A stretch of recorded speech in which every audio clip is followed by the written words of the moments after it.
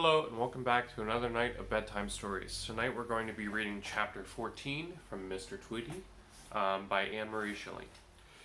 At 6 o'clock when the alarm clock rang, I could have slept an eternity, but Mr. Tweedy would have none of this laying around. He flew to my pillow and chirped his usual morning greeting, then up to Dave's bunk to look for a stray hair he could tug. In a moment or two I could hear the familiar, "Help, Mom, I'll get up!" With no alternative, I hastened to dress. Finding the gas leak that morning was a simple matter. As I went to the non-functioning refrigerator, I remembered the gas man had left it disconnected from the gas line because he hadn't been able to replace a broken part in time for our departure. The unit had been returned to the trailer to be usable only with half-gallon jugs of ice, to which we inevitably added lemon juice and sugar for a constant supply of lemonade. The main gas line to the tanks had been temporarily plugged with a cap. Evidently, between the diner and my cup of tea, this cap had loosened. Dinner and my cup of tea. When I had turned on the tank, the cap had popped off, but the noise of the trucks had prevented my hearing it. With a wide-open pipe, the full tank of gas had escaped. Fortunately, the second tank was shut tight. Used sparingly, we might have enough gas for cooking until we reached Phoenix. To prevent any future loss, I stuffed the offending pipe with a piece of gum. Dave obviously chewed. Then replaced the cap tightly. Having an early morning start from here to the falls, we practically had the road to ourselves. When we arrived, Prospect Park was almost empty of cars, and the attendant told me to take my pick of double spaces. With any number of outer spaces to choose from, this should have been fine. However, being walking distance minded, when I found the double space nearest to the falls already occupied, I foolishly settled for a second space.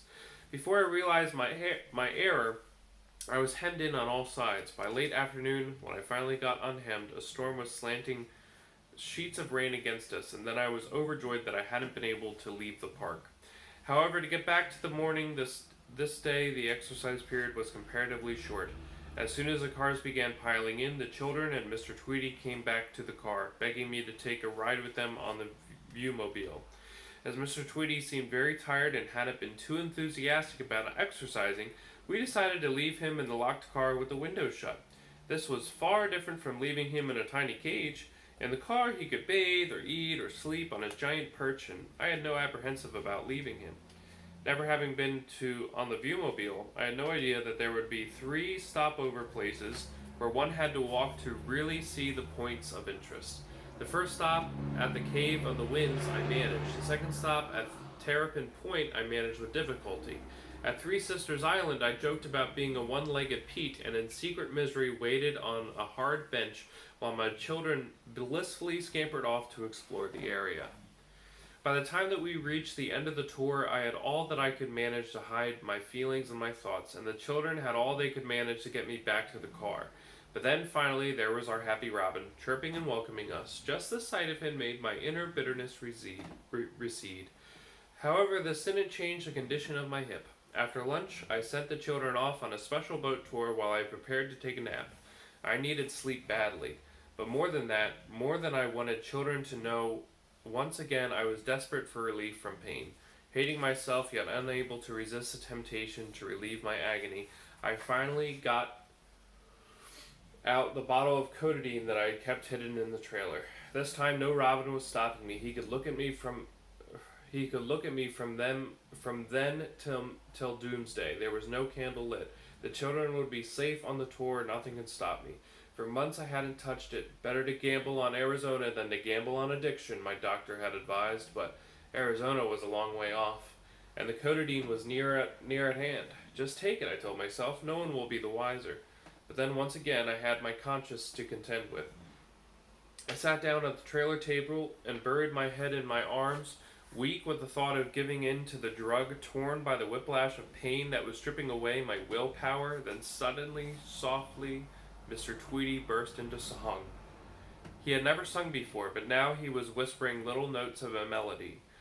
Like teacher and pupil combined, he sang a few bars of Cheer Ali, and then, if dissatisfied with the tone, he stopped abruptly and scolded himself with short, sharp chirps. Then, after a pause, he tried another cheerily. It was both beautiful and comical, a robin teaching himself to sing. Hypnotized, I relaxed completely. Without my even realizing what was happening. Gradually, the stabbing pain subsided. When I finally remembered what I had been about to do, the desperate urge for codeine had become a thing of the past. No longer in agony, once again I was in full command of my actions. I put away the unopened bottle of pills and lay down for my nap. By the time the children returned, I had caught up with my travel log and was ready to head us up into Canada to find a place for the night before dark. To my dismay, it was then that I learned we were hemmed in on all sides. In no way could I get us out. Unable to leave, the children asked if they might make a walk to the store. We needed some bacon and toothpaste, and I saw no reason why they couldn't take a short walk together. There seemed to be plenty of police around, plenty of children, so I gave my permission. 2 hours later, I was nearly out of my mind about 2 missing children.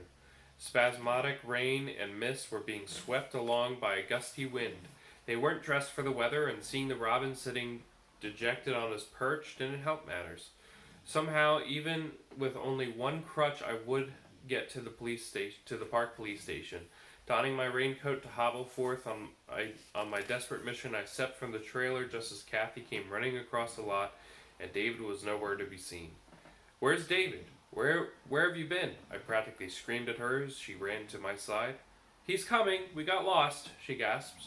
She was all out of breath and drenched to the skin.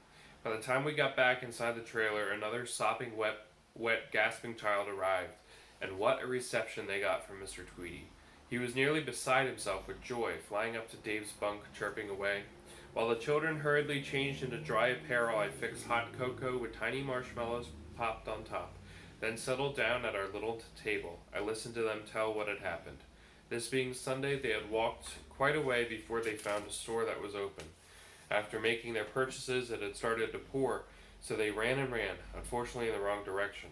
When they finally realized their mistake, they were many blocks away from where they wanted to be, and then they weren't sure which way it was. They had all passed all sorts of places. From their descriptions, it was evident that more than one den of inebriation had more than one inebriate, and they were afraid to pass these spots again. There weren't many people out in the downpour, and those that were, they stayed away from. When they finally saw a man who looked sober, they got directions back to the park. As this was no afternoon for exercising or robbing outdoors, after a short nap, the children played with him in the trailer. He had started a new game at lunchtime, which the children called tug of war. They would make-believe tug at the newspaper covering the back of the dinette's seat. Mr. Tweedy would attack, grabbing the edge of the paper in his beak, and then strain and flutter until the sheet went sailing down to the floor.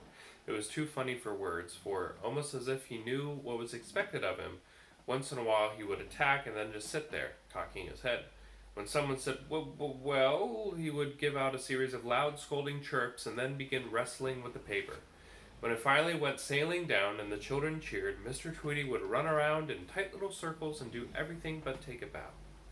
By the time that our trailer got unhemmed so that we could have left the park, it was already dark and the weather was so erratic that I was petrified of leaving. In the morning, the park attendant had told me that overnight parking was strictly forbidden. However, under the circumstances, I decided to ask the police. With the children's assistance, I got to their park station. It was true. There was no overnight parking allowed. But then when the officer saw I could barely walk and heard I was traveling alone with 2 young children, he not only insisted we stay, he also insisted I pull my trailer right to the doorway so they could keep us under surveillance all night. Such security I hadn't anticipated, but it was wonderful. By 9:30, Mr. Tweedy was so deeply asleep that he wouldn't even open one eye when I talked to him. So at 9:45, I went with the children to see this spectacular display of lights on the falls from the observation tower. This was absolutely fabulous. First, the white lights came on, making the water and mist look like a bridal veil. Then the colored lights tinted the mist which arose from the base of the falls. All I could think of was one gigantic aurora borealis. That's like the northern lights, like lights that you see in the sky. You see them in movies sometimes. You can ask your parents to look up northern lights. The show went on until about 11:15, but after that first half hour, the children took me back to the trailer. While they enjoyed the rest of the show, I wrote pages and pages in my travel log. While Dave and Kathy returned, I had fixed up one hot soup and one more cocoa. So after eating, we went to bed. With the storm rocking the bunk with gusty strokes, the police on guard duty, I slept as I hadn't slept in ages. By morning, my unpredictable arith- arthritic joint was so almost pain-free that for the first time in weeks it could bear my weight. As I limped around getting our breakfast, barely having to lean on anything, my heart sang for joy. This day I could face anything. That ends the reading of chapter 14 from Mr. Tweedy. Tune in tomorrow for chapter 15. We'll end with a bedtime prayer. Lord, thank you for this day. Thank you for everything that you've provided. Help us to remain calm and peaceful and collected during this time of uncertainty, and this time where we are longing for some type of normal, and we're longing for peace. And Lord, just give us good sleep tonight and help us wake up feeling refreshed and ready to take on the day. In Jesus' name I pray. Amen.